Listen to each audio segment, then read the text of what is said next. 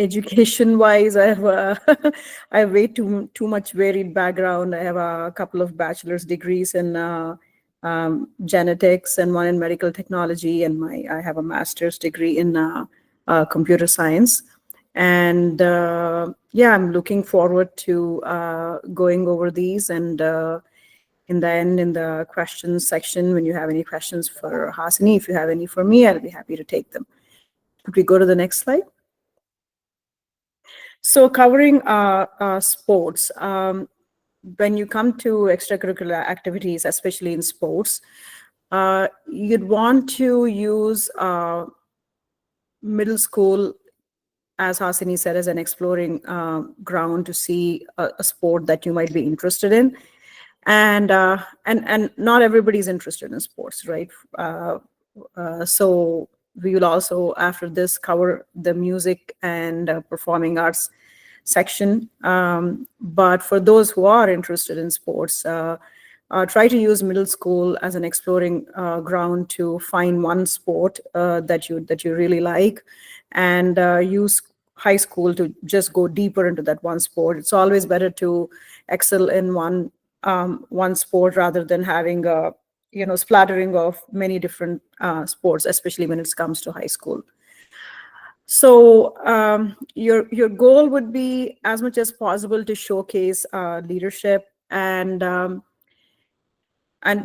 on leadership. We'll come to more on what leadership actually means.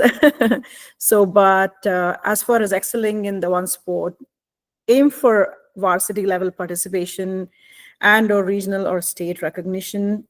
So when you're choosing your high school, if you're going for a private high school or even for a public high school, make sure that it has a varsity level. If you're really very passionate about the sport you're playing, make sure that it has a varsity level 1 or level 2 sports team that is available, because your coaches, your team, everything matters. Especially if you're very much deeply passionate about that sport. And then towards your junior or senior year, you definitely want to aim for a leadership role, such as a team captain. Now, coming to leadership, I said I'll go more into it. Leadership doesn't always mean being a captain or a co-captain or part of an executive committee. Leadership essentially means displaying leadership-like activities, right? For example, for a team, there's only one captain, right? Not everybody can be captain. Doesn't mean that you cannot take opportunities to behave, to exhibit leadership mindset or mentality, or show those traits. So you can, if you cannot be captain or co-captain or vice captain of your team, you can do other things outside of that, such as mentoring younger players, right? And also doing things in your community, using your sports as a vehicle. So that would also count as exhibiting leadership qualities. That's what colleges are looking for. It doesn't always have to be a title of a captain or a co-captain. Participate in club teams outside of school also, if you can, because there are several club teams that you can participate in that are outside of your schools, and or AAU or elite travel leagues, especially for soccer and football. If your child is into team sports like that, travel leagues. If you have the energy and the interest and the passion to do it, definitely those go a long way. It takes a lot of time and effort, but those are looked upon very favorably by colleges, because it shows your commitment to the sport. And all these, of course, if you can enter state and national championships to gain recognition, you certainly should take that opportunity. And last but not the least, I would tie sports, if you're in it, to a broader personal narrative, because there is nothing more sports gives you that broader personal narrative, and it also contributes to building your character, and you should certainly highlight that in your personal statement or essay.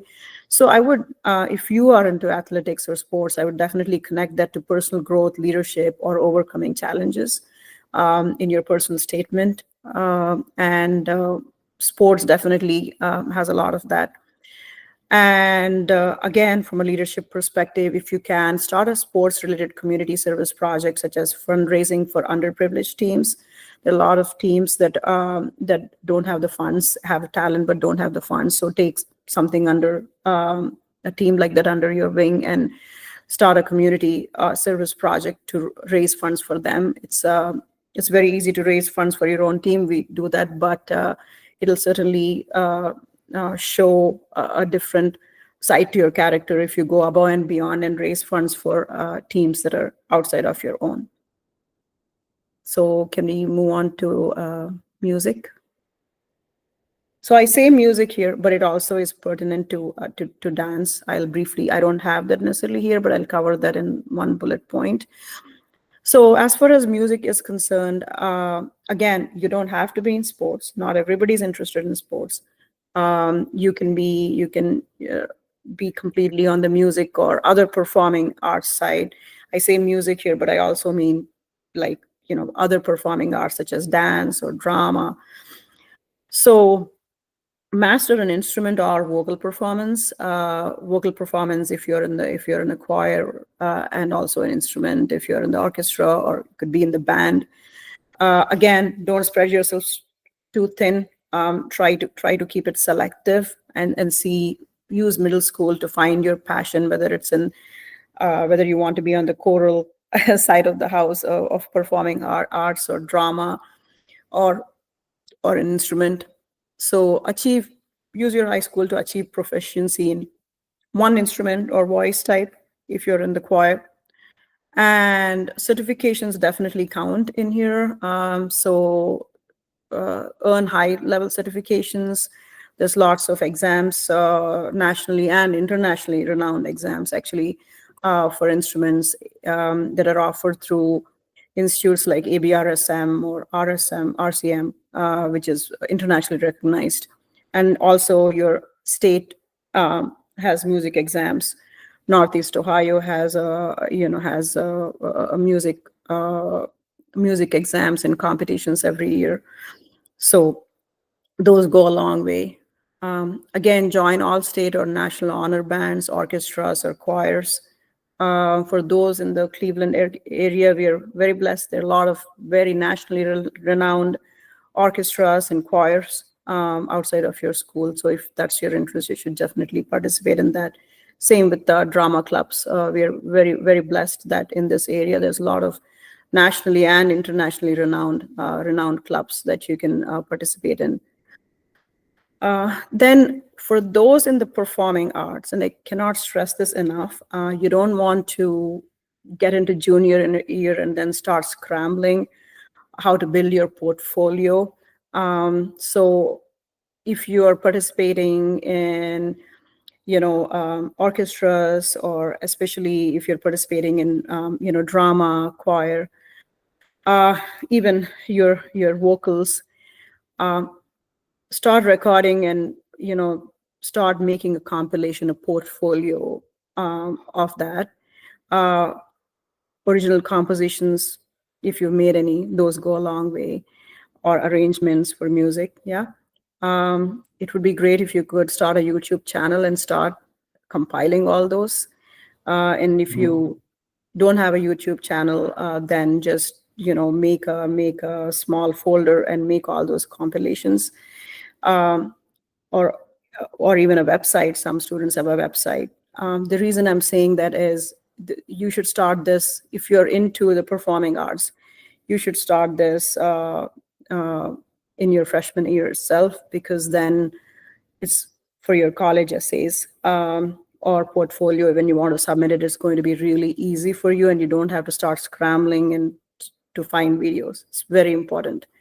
this is something that we often miss if you're in the performing arts, dance, drama, choir, orchestra, band, any of these. More than likely, when you're submitting your college essay, like especially some of the tier 1 colleges, they will ask for supplemental information, and you can just have it good to go if you have something like this ready. So that's all. Over to you, Hasini.